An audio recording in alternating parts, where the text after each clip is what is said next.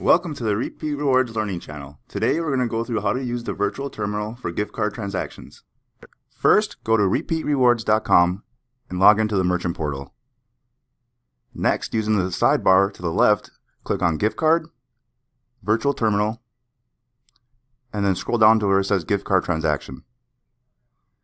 To activate a gift card, enter in the gift card number in the gift card number field.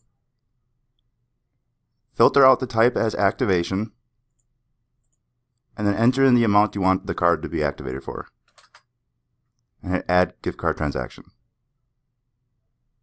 This will give you a receipt confirming that the gift card was activated.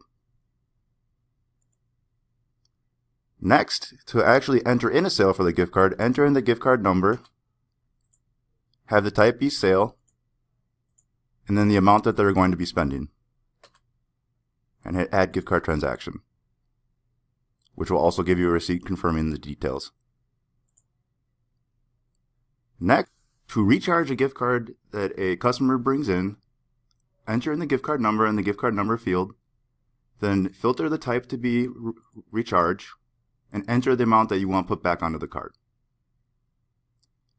If a customer returns an item that they purchased using the gift card, you can return the balance to the card using the type return and entering in the amount that the item cost. And click Add Gift Card Transaction. This will give you a receipt confirming the details as well.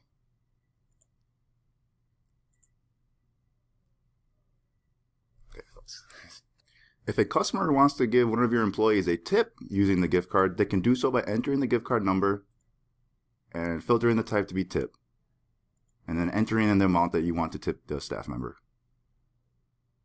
If you want to look up a balance for a gift card, click Balance Check, enter in the gift card number that you're inquiring about, and hit View Balance. This will show you the card's current balance and give you some confirmation details as well.